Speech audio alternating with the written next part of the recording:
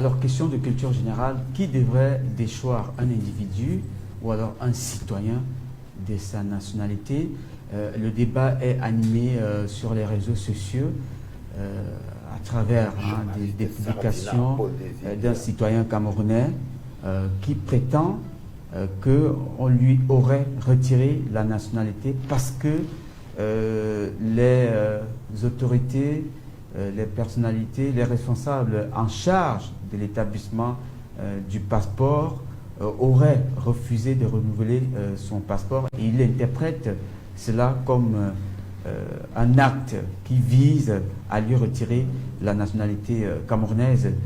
Est-ce que c'est exact? Est-ce qu'à partir du refus du renouvellement de ce titre de transport, de ce document, du passeport, est-ce qu'un individu peut estimer qu'on lui a retiré la nationalité? Excellente question, Paul. Vous voyez donc c'est pour ça qu'on aime beaucoup ces radios, c'est pour ça qu'on aime votre émission, c'est pour ça qu'on vous aime, parce que la perspicacité, vous avez justement mis le doigt dans la plaie.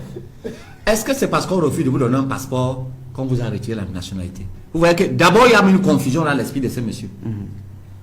Il y a est-ce que c'est un refus de renouvellement ou alors un retrait de la nationalité? À la base, pour nos auditeurs qui ne sont pas toujours aussi outillés que l'avocat qui faisait dans le juridisme tout à l'heure, je me dis que l'État a des institutions qui fonctionnent, que ce soit à l'intérieur ou à l'extérieur. Tout à l'heure on parlait de la DGRE, entre autres, et la police, la Délégation Générale de la Sécurité Nationale. Ça signifie que les actes que vous posez à l'extérieur, les paroles que vous avancez, tout ce que vous avancez comme ineptie là-bas, bien entendu est suivi. Les diplomates, c'est pour ça qu'on a les ambassades. Tout cela est suivi.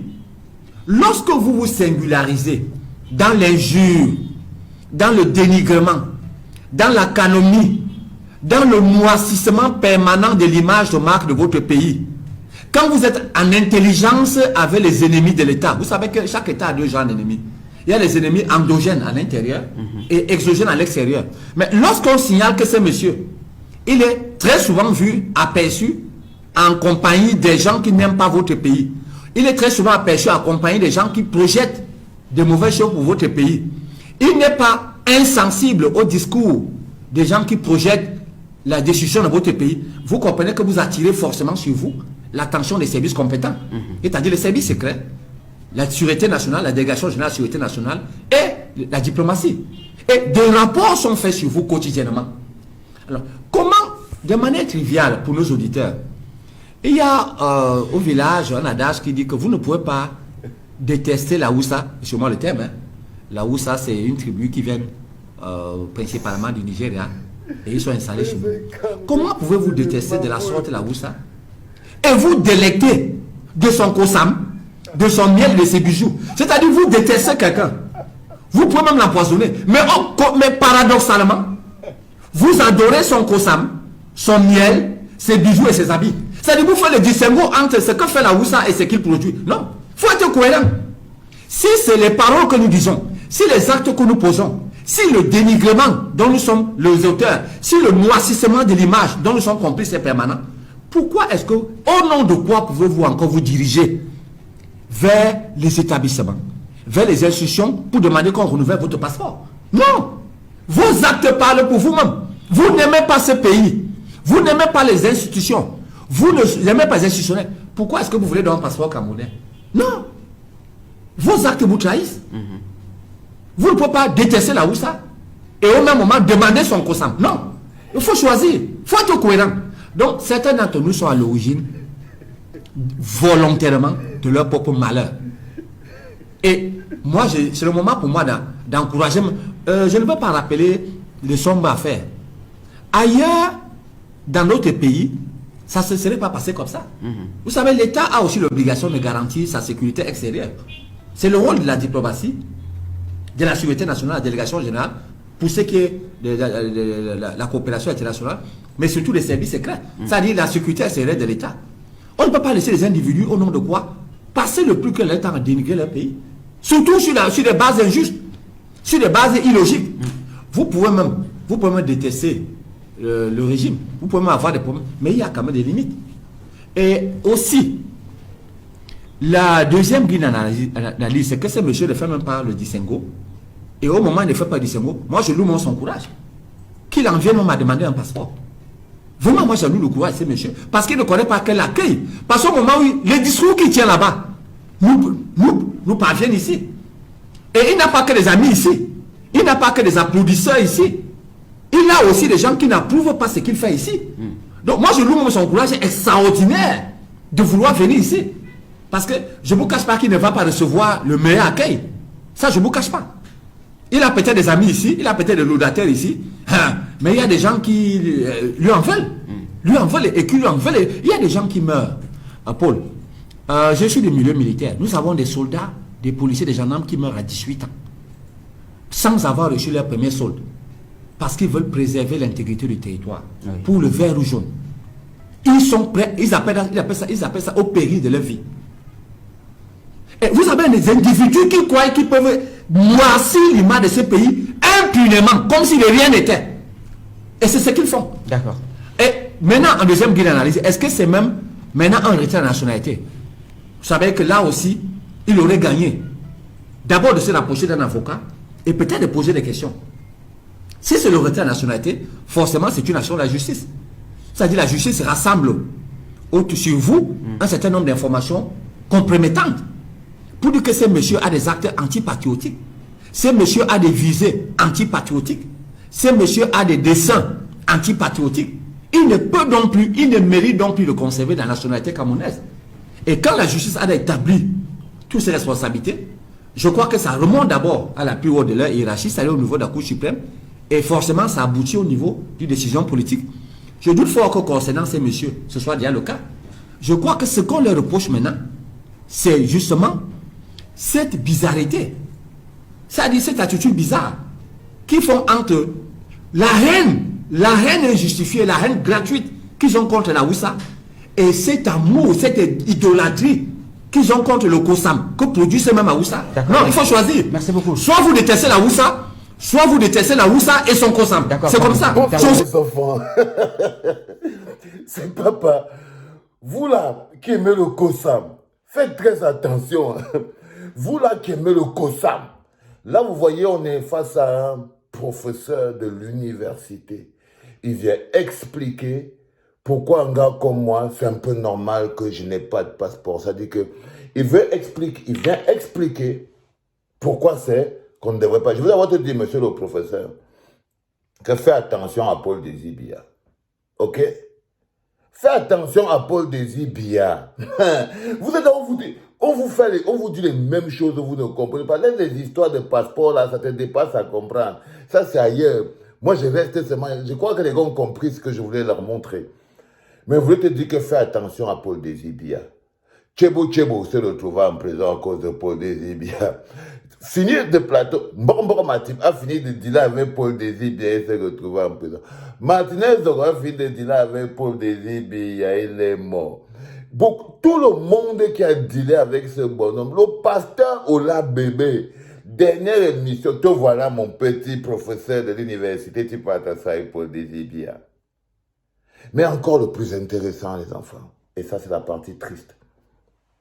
Ça c'est la partie triste. C'est que vous voyez cette radio, ça s'appelle Mo TV. C'était d'abord Mo Radio, Mo TV. Mo que vous voyez là, c'est Monophone. C'était un de mes bons amis au Cameroun. Un jeune. Quand je vous parle de ces jeunes qui sont utilisés pour empêcher, ils sont les bras et les mains de la dictature. Ils sont les bras et les mains des petits vieux pour venir casser d'autres jeunes, pour venir casser la dynamique de d'autres jeunes. Je vous prends par exemple cette radio, et la radio d'un jeune. Vous voyez le bonhomme qui parle là, le présentateur, c'est un jeune. Ils sont tous au service d'un système gérontocrate avec un seul objectif, casser un jeune comme eux, c'est-à-dire moi. Et tout est utilisé. Je vous parlais de cette radio. Cette radio s'appelle Mo Radio. Un mot télévision, mais c'était d'abord la radio. Ça appartient à un ami à moi, un frère. C'était un de mes bons potes. 400 quoi, Yaoundé, Benjamin Monophone. Mon ami, mon frère. Mais regardez à quel service il a mis sa radio pour persécuter son ami, son frère que je suis. J'ai grandi avec lui. Même son frère, si elle prend mon téléphone et ils sont là-dedans, que ce soit Benjamin, mon enfant, que ce soit Fabien, mon enfant. Mais je vous ai dit qu'il y a toujours ces jeunes qui sont disponibles à être utilisés par le système pour casser d'autres jeunes. Parce que pour que quelqu'un se dresse devant Valsero, il faut que ce soit un jeune. Les autres petits vieux, ils ont peur. Ils se pissent dessus. Mais qu'est-ce qu'ils font pour pouvoir se tenir? Ils vont se cacher derrière d'autres jeunes pour pouvoir attaquer d'autres jeunes qui se battent, pour pouvoir annuler les efforts de d'autres jeunes qui se battent. Et il y a beaucoup de jeunes qui se prêtent à ces jeux, qui jouent à ce jeu parce qu'ils veulent jouer les cadres, jeunes cadres dynamiques dans Yaoundé, parce qu'ils veulent marcher avec leur voiture, parce qu'ils veulent leur costume, parce qu'ils veulent vivre. Alors ils sont devenus des jeunes qui sont utilisés par des petits vieux pour pouvoir casser l'avenir de d'autres jeunes. Là, par exemple, je vous explique. C'est un de mes meilleurs amis, mon frère au Cameroun, Benjamin, mon enfant. C'est dans sa radio, son frère Fabien, mon enfant. C'est dans sa radio. Ok? Mais est-ce qu'à un moment, vous croyez qu'ils ont encore l'idée de penser que non, avec Valsero, on s'était assis. Et si vous voyez quand je m'asseyais avec les gars là à Yaoundé, pour imaginer un autre Cameroun, le tribalisme est venu tout gâter. Des mecs intelligents, hein? Je vous parle des mecs très intelligents, avec le sens du business. Je m'asseyais avec eux des heures pour imaginer le Cameroun où les jeunes seraient en train de faire des choses, où il n'y aurait plus ces histoires d'équilibre régional, où il n'y aurait plus ces histoires de... On a parlé d'un cas... C'était des jeunes de la diaspora. Ils venaient avec des projets. L'un des meilleurs studios qui a été construit, que je suis parti enregistrer aussi bien, c'était le studio de mon ami Benjamin, mon enfant. Mais oui, mais ça, leur radio est devenue la radio Mille Collines. Leur radio est devenue la radio Mille Collines. Vous voyez ce que je veux dire? C'est-à-dire qu'ils ont oublié ce que nous avons partagé en commun. Ils ont oublié que nous avions à un moment une projection pour le Cameroun ensemble. Tout ça ne vaut rien quand ils se retrouvent face à leur propre faiblesse, le tribalisme. Pourquoi ils sont dans cet état? Ils ont l'impression, parce qu'ils sont sûrs et certains eux-mêmes, que tout ce qu'ils ont obtenu au Cameroun, ils l'ont obtenu par le tribalisme, par leur rapprochement tribal. Parce que s'ils n'étaient pas persuadés de ça, ils ne pourraient pas mettre leur radio au service de ça. Non. Ils sont tous persuadés que s'ils ont eu une radio, Mo Radio, c'était parce qu'ils connaissaient quelqu'un qui venait du sud et tout. Donc, ils doivent rendre l'ascenseur. Là, ils ont la télévision, ils ont les boîtes de nuit, ils ont des choses comme ça. Et ils se disent que malheureusement, ils ont reçu tout ça. Je ne sais pas comment.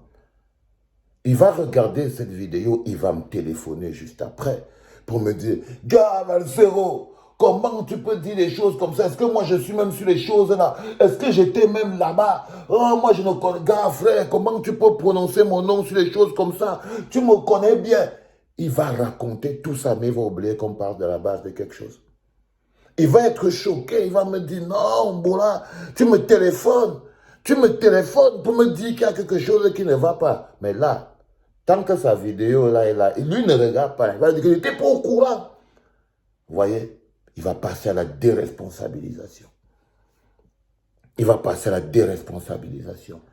Et on va prendre le carnet. Il va dire qu'il n'est plus jamais mon ami. Il ne veut plus jamais m'adresser la parole. Je suis l'homme le plus ingrat de la terre. Il n'a plus rien à me dire. À partir d'aujourd'hui, il est a war. Donc on va aussi prendre son nom. On l'écrit dans la liste des frères qui étaient les anciens frères, mais qui aujourd'hui ne sont plus seulement pour la logique. Je voulais vous montrer cet autre angle. Est-ce que là, tu vois, est-ce que vous voyez là que j'ai mon frère qui n'a pas le passeport? J'ai mon frère qui a un problème de passeport, quand vous voyez. Mais il va m'appeler pour me dire à quel point il est choqué que je ne l'ai pas appelé au téléphone pour lui demander qu'est-ce qui se passe. Pour que lui me dise qu'il n'était pas au courant. Ah, les enfants. Ah, les enfants. Mais c'est pas grave tout ça. On va continuer d'interroger parce que le débat est sur la table. C'était le 3e podcast de la journée, les enfants. C'était papa.